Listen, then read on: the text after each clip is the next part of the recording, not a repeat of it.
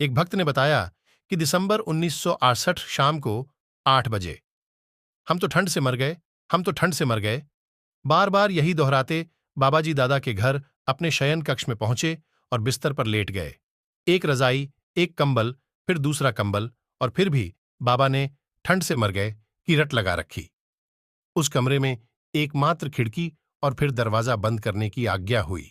फिर सिगड़ी में आग जलाई गई, उस पर तवा रख कपड़े की मोटी तह बना, उसे गरम कर सेक दिया गया, घुटने से ऊपर तक ओढ़ा दिया गया। थोड़ी देर में ही 3-4 आदमी जो कमरे में थे गर्मी से बाहर निकल गए। कुछ देर में बाबाजी सो गए, खरारते लेते हुए। हम आश्वस्त हुए, पर तभी मुझे राम राम राम सुनाई देने लगा। मैंने कमरे में उपस्थित सभी लोगों की तरफ देखा कि कौन जाप कर रहा है राम नाम का, लेकिन सब महाराज की तरफ देख रहे थे। तब मैं बाबाजी के और नजदीक चला गया। अब राम राम और भी स्पष्ट रूप से सुनाई देने लगा।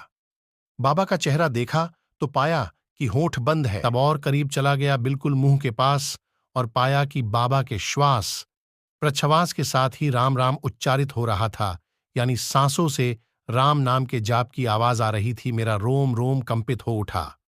पर उस समय मैं राम नाम का आनंद लेता रहा, परंतु महासमाधि के उपरांत मनन काल में सत्य प्रस्फुटित हो उठा। महादेव भी तो सदैव एक महामंत्र जपते हैं, राम राम। महादेव सदा जपत एक नाम राम, काशी मरत मुक्ति देत, कहत राम राम। और शिव के ही शब्दों में रामचरितमानस में लिखा है, सोई मम इष्ट देव रघुबीरा।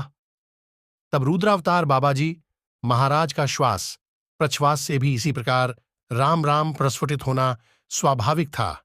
Subscribe devotional spirituality.